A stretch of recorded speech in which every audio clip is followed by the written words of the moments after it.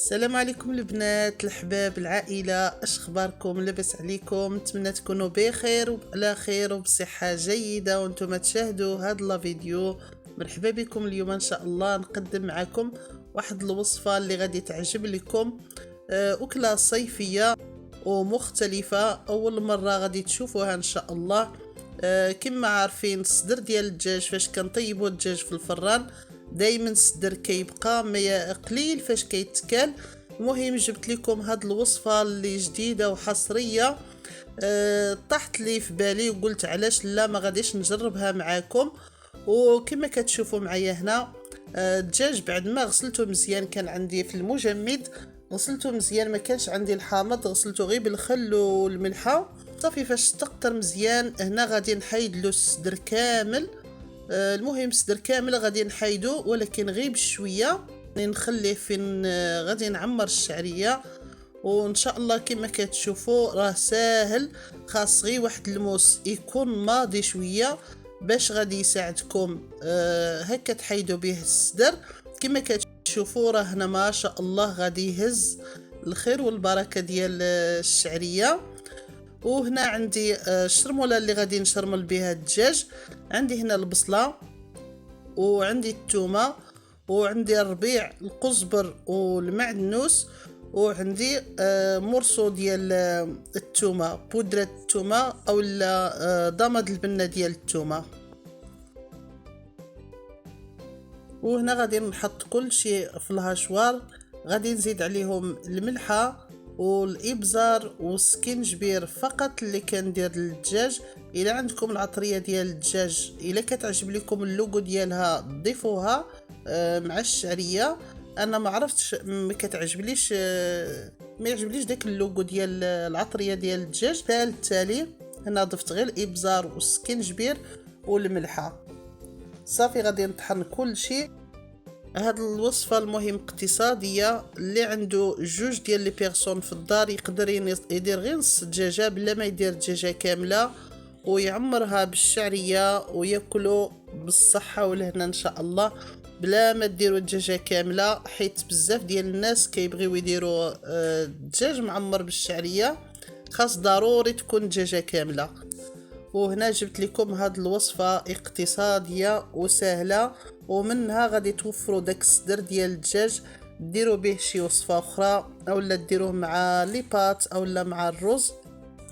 وبقاو معايا حبابي ان شاء الله تشوفوا المقادير ديال الشعريه، تشوفوا القوام اللي غادي نضيفهم مع الشعريه. وما تنسونيش بواحد البصيمه. شكرا لكم، تابعوا معايا الفيديو.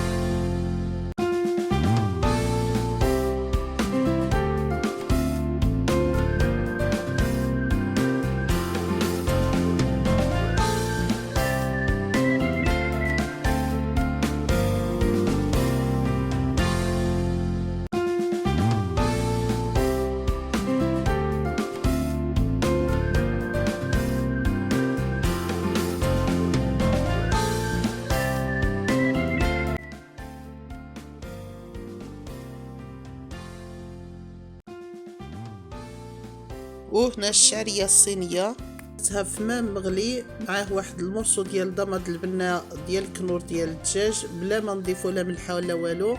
هنا عندي الفلفل الاصفر مع البصله قطعته مكعبات وشحرته واحد شويه، وضفت واحد شويه ديال الزيتون الاحمر كما كتعرفوا راه حامض ديال الدجاج، وواحد شويه ديال الحامض المصير مقطع هكا طريفات صغارين، وواحد شويه ديال الكورنيشو مقطع كذلك قطع صغارين كيعطي واحد اللوغو زوين.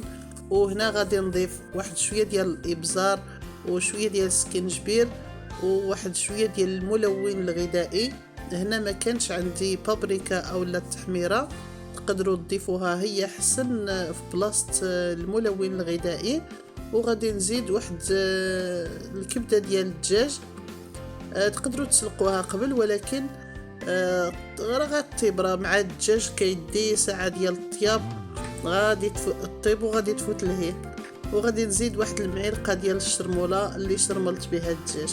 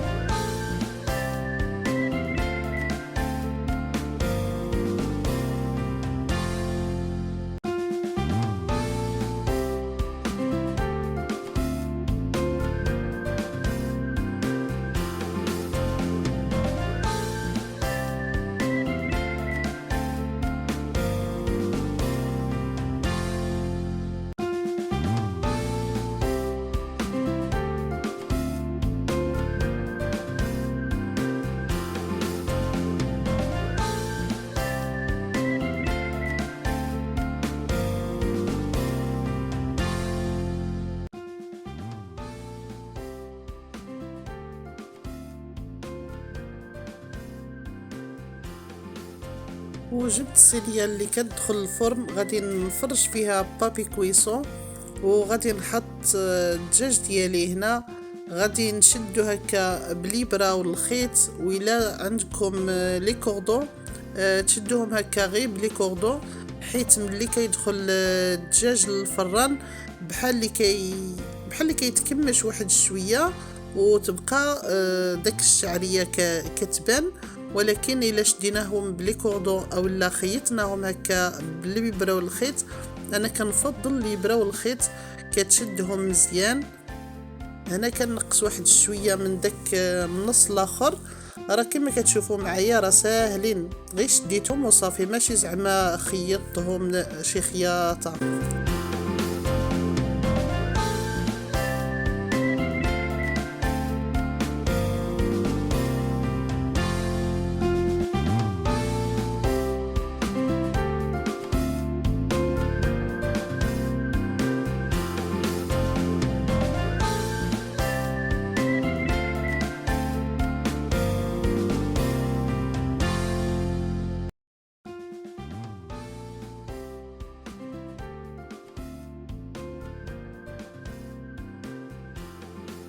وهنا بعد ما شديتهم هكا كاملين بالخيط، غادي نضيف عليهم واحد شويه ديال الزيت الفوق، وشويه ديال الابزار، والعطريه ديال الدجاج.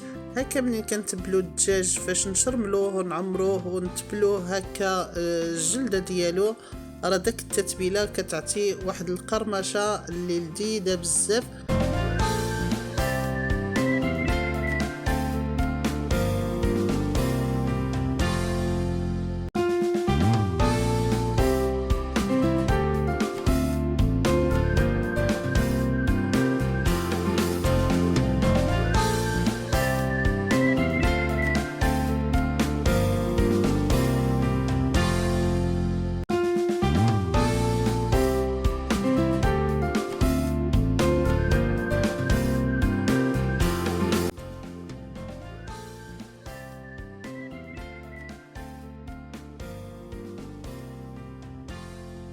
بعد ما غطيت مزيان الدجاج ديالي، ما ضفتلو لا ما لا والو، ودخلته للفران. كنت ديجا شعلته قبل على درجة الحرارة 150 أو 160 درجة على نار مهيلة. كنخليه يطيب ساعة أو ساعة و20 دقيقة. وهنا قدمته لضيافي مع المدفونة، كانوا هما طلبوها ليا، وكان ديجا شاركتها معكم في الفيديو. ان شاء الله غادي نخليه لكم في صندوق الوصف، اللي مازال ما شافها يدخل يشوف. هذه الطريقه راه سهله وزوينه وكذلك بنينه. ورافقت غدايا بشلاضه بارده. قطعت هكا شويه ديال الافوكا وشويه ديال الكروم مقطع هكا قطع صغار ورقاق، وحكيت شويه ديال الباربا وبصله ومطيشه اللي هي الشلاضه اللي المهم محبوبه الجماهير. وقدمته هكا بالصحة والهنا ان شاء الله. واكيد ان شاء الله غادي تجربوا هاد الدجاج معمر بالشعرية بهذه الطريقة. وبعد صافي تحمر في الفران، حيدت عليه داك بابي الومنيوم وخليته واحد 4 ساعة او لا 18 دقيقة حتى تحمر كامل. وهنا قدمته في هاد طبق التقديم، وغادي نحيد له داك الخيط اللي كنت خيطته به.